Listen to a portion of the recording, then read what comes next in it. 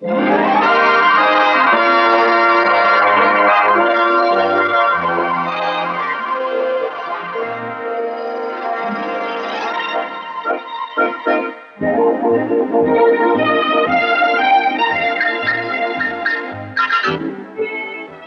checkout of the second Saturn flight vehicle, SA-2, was completed during this report period at the Marshall Space Flight Center in preparation for its scheduled flight testing at Cape Canaveral next quarter. The recently completed pressure test cell facility was placed into operation for the first time as the SA-2 booster underwent an extensive testing program in which high-pressure air, helium, and nitrogen were used to check tanks and mechanical systems for leakage. Pressure levels up to 3,000 pounds per square inch above normal atmospheric pressure were employed in the checkout procedure.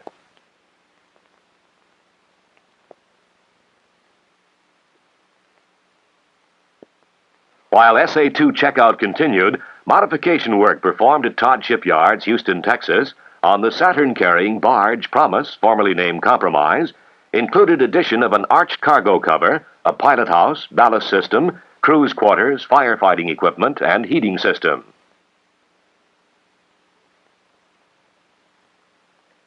At Wheeler Dam on the Tennessee River, 48 miles from Marshall, a mammoth repair job neared completion on the lock which had collapsed last June, forcing a temporary change in Saturn transportation plans.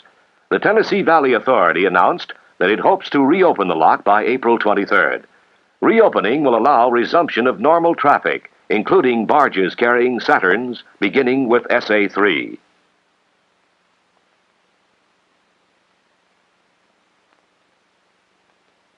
By mid-February of this report period, the SA-2 flight vehicle had finished its checkout and was undergoing final preparation for shipment to the Cape. Like its predecessor, SA-1, this vehicle consisted of a live booster, or S1 stage, with inert S4 stage, S5 stage, and payload.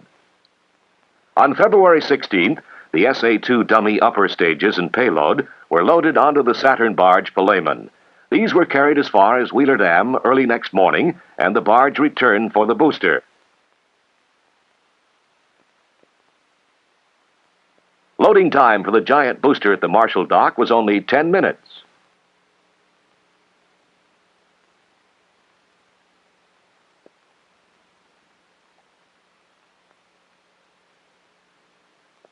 At Wheeler, the units were transferred by land around the broken lock and put aboard the waiting Promise, which would take them the rest of the way. Only about an hour was needed to unload the booster, move it the 1 mile overland, and load it again.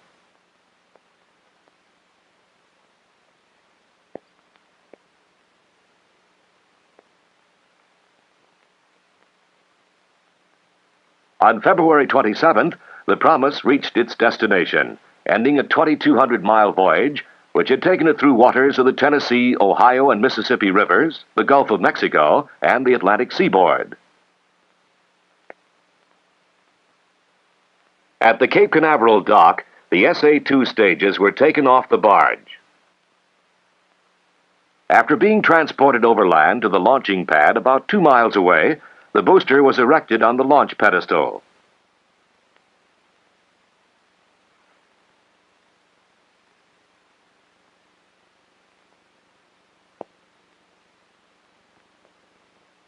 Shortly afterwards, mating of the inert S4 stage to the booster began.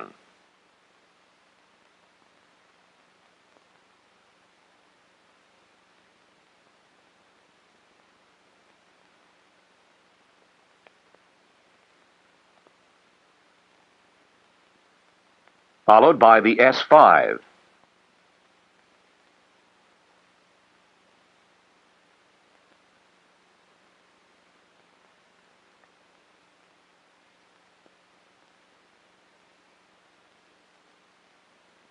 And finally, the payload, a Jupiter nose cone and aft section.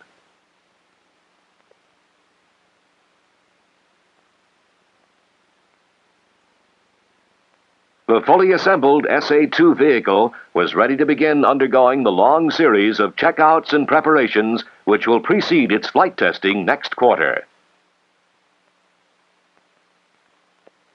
Assembly of the booster for the third Saturn flight vehicle, SA-3, was completed at the Marshall Center on January 8th. And pre-static checkout of the stage was finished near the end of the report period.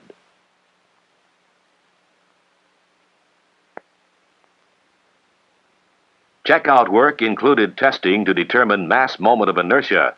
The test is based upon application of the basic spring pendulum principle. The period of vibration for the booster, suspended on springs of known spring constants, is determined by a photoelectric cell and electric timer. The mass moment of inertia is calculated from this data, plus weight and center of gravity data obtained by electronic load cells in previous tests.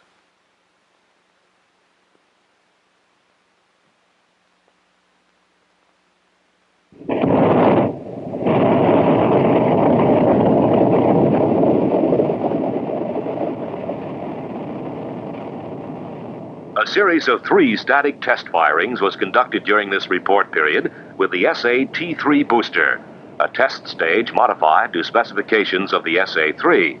Later, this test booster was removed and the actual SA-3 installed for static firing.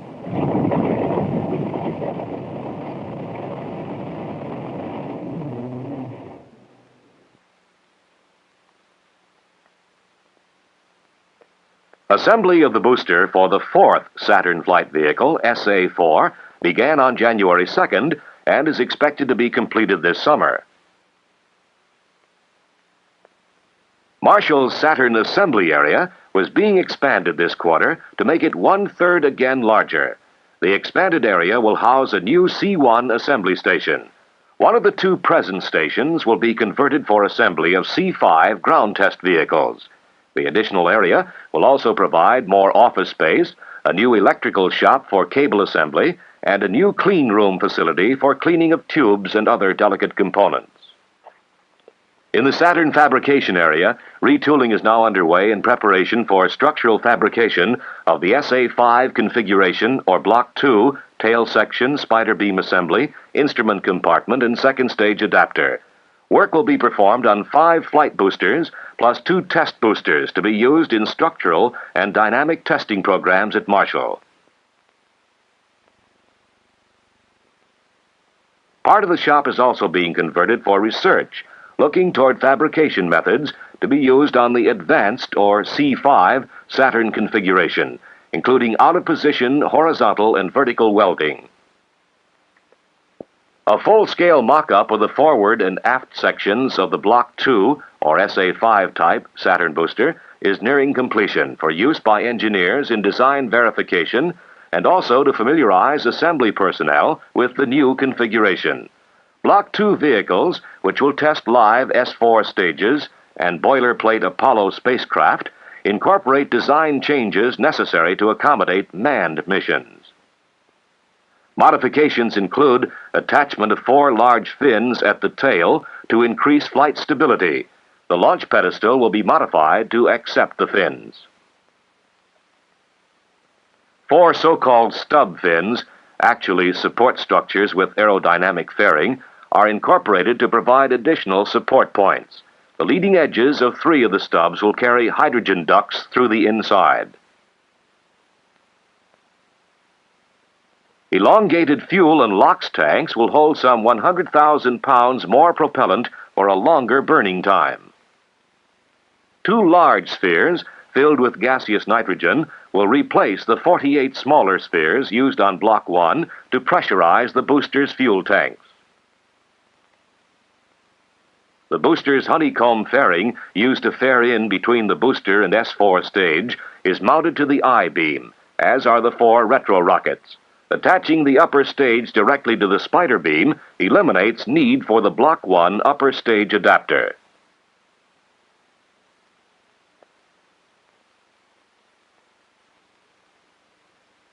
Another model, this one built to a scale of 1 to 10, depicts a Block 2 booster and a cutaway version of the S-4 stage carrying an Apollo spacecraft on top. Fabrication of the 70 and 105-inch fuel and LOX tanks for Block 2 Saturn vehicles is now underway by the contractor, Ling Temco Vought, at its plant near Dallas, Texas. Manufacturing begins at this skin mill. Flat material is properly dressed prior to rolling it into cylindrical skin configurations. The tank dome bulkheads are shaped by using a technique called hydrospinning. Then, the finished units are carefully inspected for uniform thickness by using this semi-automatic Vidi gauge. Prior to in-line assembly, each tank section is trimmed to a specified close tolerance using this modified lathe. Z-frames are uniformly spaced between the tank segments, then joined by spot welding the frames to the segments with this precision welder. To prevent assembly line bottlenecks, a portable X-ray unit is used to check the condition of smaller parts. Weld specimens and tank segments are inspected at each station point of the tank just before final cleaning and testing.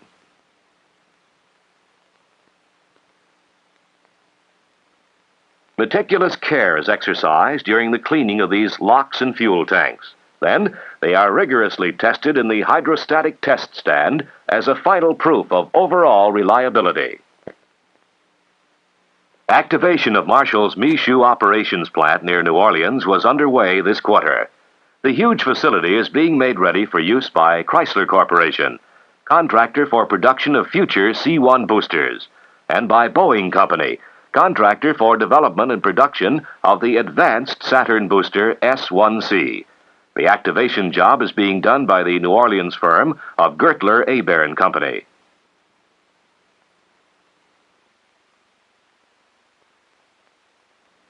The work consists generally of inspecting, repairing, and returning to usable condition the vast manufacturing building, covering nearly 2 million square feet of floor area, and an adjoining office building, plus certain work on the grounds.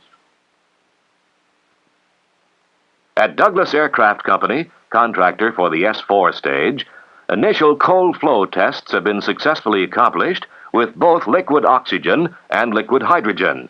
Designed to check out the fuel and oxidizer systems, these tests consisted of transferring LOX and LH2 from the storage area through the ducting and valve complexes into the battleship tank. All aspects of the system performed properly. This full-scale engineering mock-up of the S-4 stage will be used to functionally check the vehicle's electrical system and its compatibility with ground support equipment. Many of the mock-up's electrical wiring harnesses have been completed, and a large percentage of the wiring has been installed in preparation for the system's integration testing program. Completed in January, this hydrostatic test vehicle is the first S-4 stage using manufacturing techniques designed for flight vehicles. It is currently being put through a series of hydrostatic filling and pressurization test operations using water for the test liquid. On the final test, it will be pressurized to destruction. At Marshall, a comprehensive liquid hydrogen test program, indicative of the increasing importance of LH2, was underway this quarter. This metal tensile strength test is conducted by immersing test samples into LH2. Metals used for S-4 stage fuel tanks, transfer ducts, and fuel pumps are tested and evaluated by mounting them in this cryostat. The cover is then securely attached, and the sample is pre-cooled by use of liquid nitrogen to minus 320 degrees Fahrenheit. After desired temperature has been attained, the liquid nitrogen is drained, and the sample is further cooled to minus 420 degrees by using liquid hydrogen. The liquid hydrogen is drained, and the sample is subjected to a tensile strength test. Since the use of liquid hydrogen in rocket propulsion is still relatively new, extensive experimentation is necessary to determine its compatibility with related components. At another facility, liquid hydrogen pressurization tests are run to determine the effect of varying the temperature of the pressure and gas and drain time of the tank on the amount of pressurization gas required. LH2 is transferred from the storage area through vacuum-jacketed lines to the test tank, a double-walled aluminum container with vacuum space between walls for insulation purposes. The pressurization gas is cooled by liquid nitrogen when low-temperature gas is required, and heated by a DC current electric heater when high-temperature gas is needed. Flow rates, temperatures, liquid level, and pressures are recorded to obtain data which indicates the most efficient pressurization method. Another liquid hydrogen test facility is now being used to familiarize Marshall personnel with handling LH2 in large quantities and will be used next quarter for static firings of Pratt & Whitney RL-10 liquid oxygen, liquid hydrogen engines. Cold flow tests, in which propellants are run through the engine but not ignited, were carried out this quarter to measure propellant flow rates, pressures, and other vital functions. Flow tests had been conducted previously to transfer the liquid hydrogen from a 7,800-gallon trailer tank to the test stand's 2,200-gallon run tank. In conjunction with engine cold tests, steam evacuation system tests were also run, in which steam was used to pull a vacuum on the test stand's diffuser system, simulating outer space pressure conditions. Looking to the future, this artist's conception shows a new test stand scheduled to be built at Marshall for work with liquid oxygen, liquid hydrogen engines. This large low-pressure environmental chamber is being used at Marshall to simulate outer space conditions for the RL-10 engine in a series of tests studying means of gasifying pre-ignition liquid oxygen chill-down flow to reduce explosion hazards. The method being evaluated is the injection of gaseous nitrogen through a manifold into the LOX exhaust stream at the engine's nozzle exit. Due to ease of handling, liquid nitrogen is being used in these tests to simulate LOX. During flight, before engine startup, propellant flows are necessary to pre-cool pumps and feed lines. The liquid hydrogen chill-down flow will be vented overboard, and LOX will be exhausted into the booster S4 interstage area. Ambient pressure there may be below the triple point of oxygen, forming solid particles. It is anticipated that the oxygen, whether solid or liquid, can be evaporated using the sensible heat from gaseous nitrogen injected just below the thrust chamber.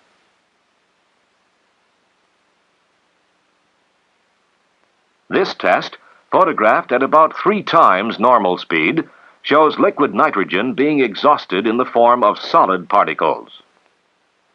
When a specified gaseous nitrogen flow rate is injected into the solid stream, the result is a heat transfer between the gas and solid, causing evaporation. After optimum gaseous nitrogen flow requirements are reached in future tests, the system will be tested on a hot fire engine at Douglas or Pratt & Whitney. Typical of continuing varied research projects at Marshall are experiments in magnetic forming and electric discharge forming in a fluid state. Ultra-fast discharge of voltage from this capacitor bank and supporting circuits through this large coil provides the shock wave to form metal into predetermined shapes. In preparation for magnetic forming, a blank piece of metal stock is placed over the coil.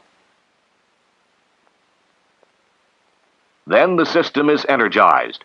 Because of the overload of current, the system discharges rapidly and the resulting shock wave shapes the metal stock.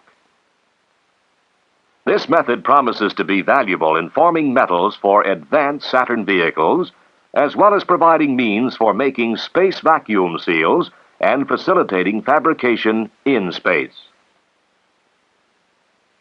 This equipment is part of a new photographic instrumentation system known as fiber optics, being developed for Saturn. It will be flown for the first time aboard SA-5. Filming during flight will be accomplished through use of a Millikan instrumentation camera. The optical cable consists of a bundle of extremely fine glass fibers arranged so that when an image is imposed on the face of one end of the cable, the image is conducted to the opposite end and reconstructed on its face.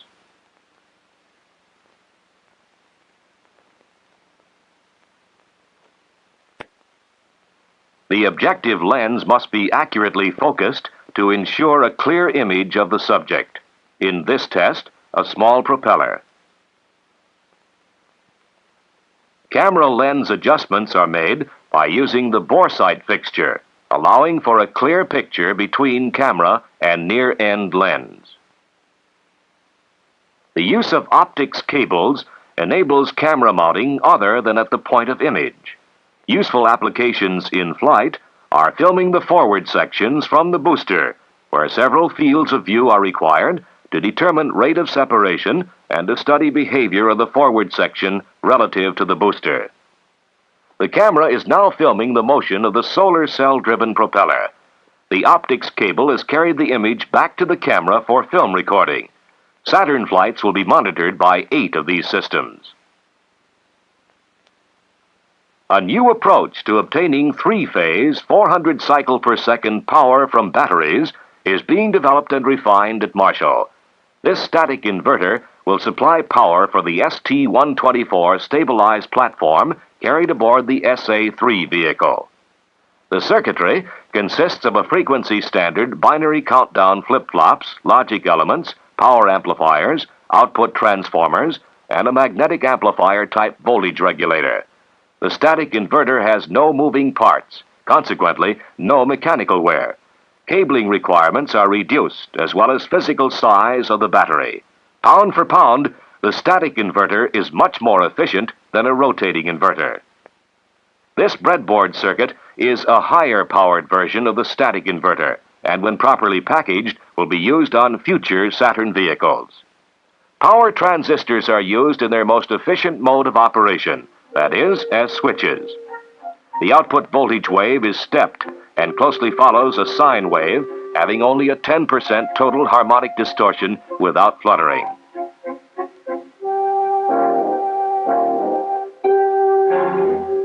As research and development for future Saturn vehicles moved ahead at Marshall and its contractors across the nation, the ultimate test, actual flight, was nearing for SA-2, poised for its attempt to match the spectacular success scored last October 27th by the first Saturn ever launched.